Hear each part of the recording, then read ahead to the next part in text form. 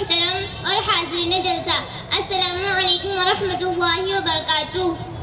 نحمده ونصلي ونسلم على رسوله الكريم وعلى آلہ واصحابہ اجمعین، اما بعد۔ تمام حضرات بہت ہی ادب و احترام کے ساتھ درود و سلام کا نذرانہ پیش کریں۔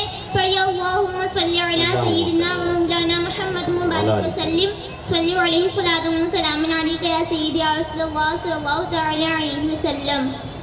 آج اس عظیم جلسے میں عظمت خواتین سیرت مصطفیٰ صلی اللہ علیہ وسلم کی روشنی میں کے عنوان پر آپ کی بارگاہ میں لب کشائی کی سعادت حاصل کر رہی ہوں۔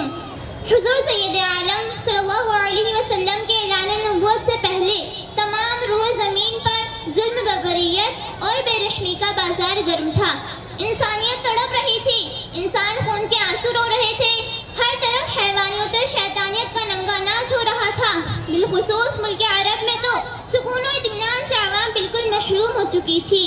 انسانوں میں بھی خاص طور سے عورتوں پر ظلم و تشدد تو سخت دل انسان کو بھی لرزہ بر اندام کر دیتا ہے۔ کسی کے یہاں لڑکی پیدا ہوتی تو اس کو پیار محبت عطا کرنے کے بجائے زندہ دفن کر دیا جاتا تھا، اور اگر کوئی زندہ رہ جاتی تو اس کو داسی بنا کر غلامی کرائی جاتی تھی۔ اپنے شوہر کے انتقال کے بعد اس کو ایک مقررہ وقت تک تنہائی میں رکھا جاتا تھا، اسی جگہ اس کی تمام ضرورتیں پوری کی جاتی تھیں۔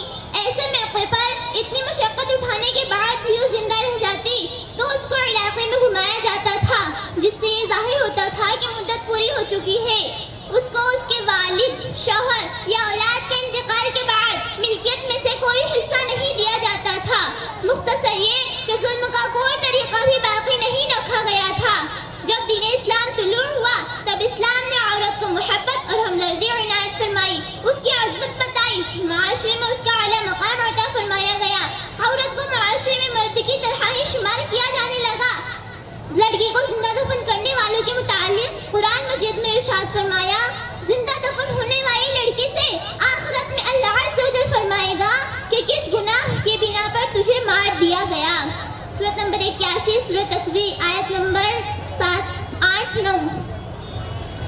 حضور سید عالم صلی اللہ علیہ وسلم کا فرمان عالی شان ہے کہ جس کے یہاں لڑکی پیدا ہوئی اور اس نے اس کو زندہ دفن نہیں کیا اور اس کی اہمیت کو کم نہ جانا اور لڑکے کو اس سے زیادہ اہمیت نہیں دی تو اللہ عز و جل ایسے شخص کو جنت میں داخل فرمائے گا۔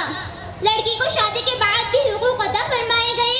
قرآن مجید میں ارشاد فرمایا، بیویوں کے حقوق اس کے شوہر پر ایسے ہی ہیں جیسے اس کے شوہر کے بیوی پر ہیں۔ سورۃ نمبر 2 سورہ بقرہ آیت نمبر 228۔ میاں بیوی کے تعلقات کو اور زیادہ مضبوط بنانے کے لیے قرآن مجید میں اللہ عز و جل نے ارشاد فرمایا، شوہر اپنی بیوی کا لباس ہے اور بیوی اپنے شوہر کا لباس ہے، یعنی جس طرح لباس میں انسان کی شخصیت نکھرتی ہے اسی طرح دونوں ایک دوسرے کے لباس بن جاؤ۔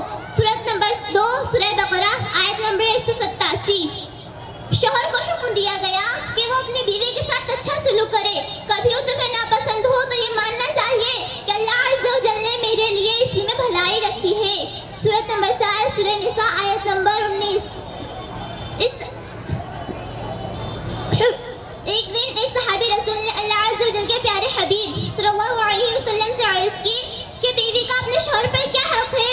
ارشاد فرمایا، اس کا حق یہ ہے کہ جب تو کھائے تو اس کو بھی کھلا، جب تو لباس پہنے تو اس کو بھی پہنا، اس کے منہ پر نہ مار اور اس کو گالیاں نہ دے، اور جو کوئی بات جھگڑے کی ہو اسے گھر کے اندر ہی رکھے۔